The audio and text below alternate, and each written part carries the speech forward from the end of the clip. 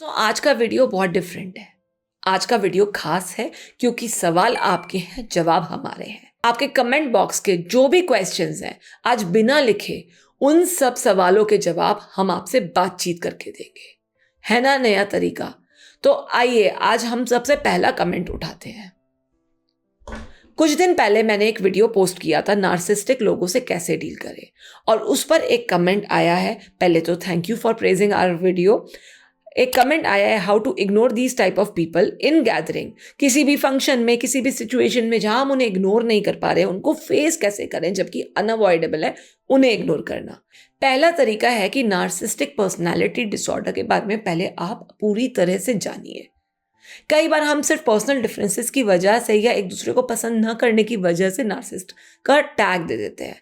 पहले आप उसके बारे में जानिए कि वाकई वो पर्सन नार्सिस्टिक है, सबके साथ ही ऐसा बिहेवियर है, या पर्टिकुलरली आपसे ही ग्रजेस है।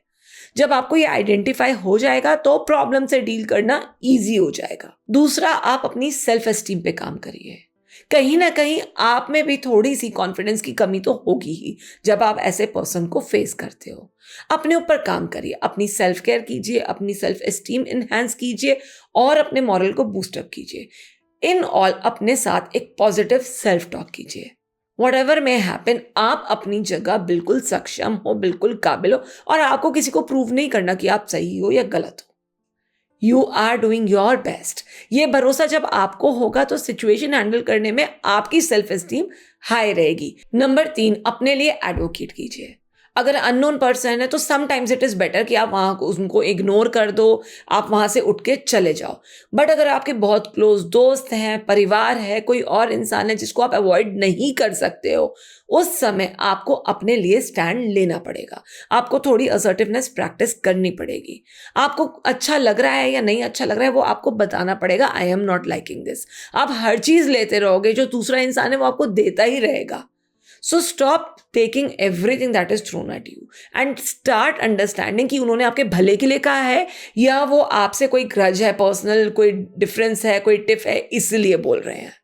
राइट? सो बात करो और अपने बारे में अपना स्टैंड भी लो कि हाँ ये ठीक है। नंबर 4, क्लियर और कंसिस्टेंट बाउंड्रीज बनाइए। बाउंड्रीज बनाने के लिए आपकी कंसिस्टेंसी भी बहुत जरूरी है।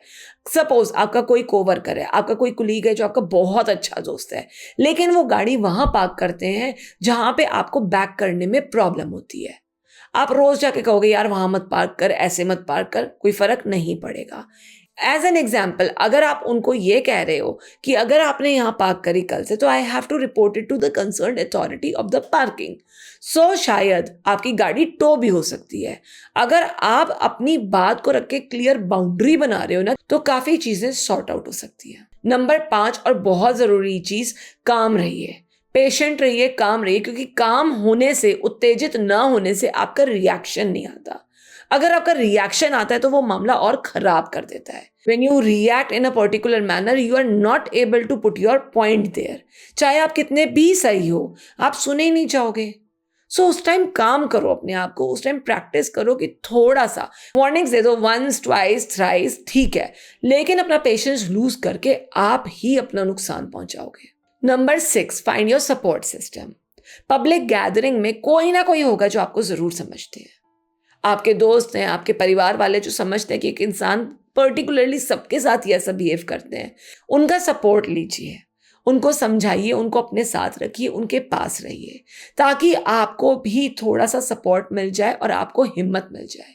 वैसे आपको चाहिए नहीं, बट अगर आपको लगता है कि आपको सेल्फ एस्टीम थोड़ी लो है, कॉन्फिडेंस थोड़ा कम आ रहा है, तो जरूर हेल्प सीख कीजिए। नंबर 7, ये जो नार्सिस्टिक पर्सनालिटीज होती हैं ये प्रोमिसेस बहुत करती हैं, वादे बड़े देते हैं। इनके प्रोमिसेस पे ना जाके इनके एक्शंस पे फोकस करिए। बार बार आपको यकीन दिलाएंगे कि हाँ ये आपके लिए हैं, ये आपके लिए ये करेंगे। नहीं boss, you need action, you need them to do it. अगर वो ऐसा नहीं कर पा रहे हैं, दैट मीन्स आप क्रिस्टल क्लियर बाउंड्रीज सेट करके उनके प्रोमिसेस पे भरोसा मत कीजिए।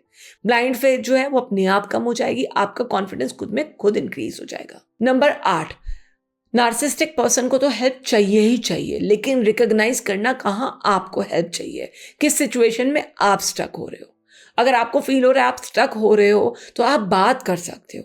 बात करने से बहुत चीज़ों के सोल्यूशन निकाल सकते हो, बात करने से बहुत लोगों को समझा सकते हो और लोगों की समझ भी सकते हो कि सिचुएशन को कैसे डील करें। सो पहले तो आप रिकॉग्नाइज कीजिए कि आप स्टक हो या आप इस सिचुएशन को हैंडल नहीं कर पा रहे हो। और अगर आपको समझ में आए तो ये ज़रूर समझना it's time to move on. या तो ये रिलेशनशिप या ये व्यक्ति या ये चीज़ आपके लिए बड़ी टॉक्सिक हो रखी है, और जब ये नेगेटिव होते हैं तो एक दूसरे के लिए नेगेटिव होते हैं। सो फिर उस रिलेशनशिप से, उस सिचुएशन से, उस इंसान से, उस समय से आपको आगे बढ़ना चाहिए।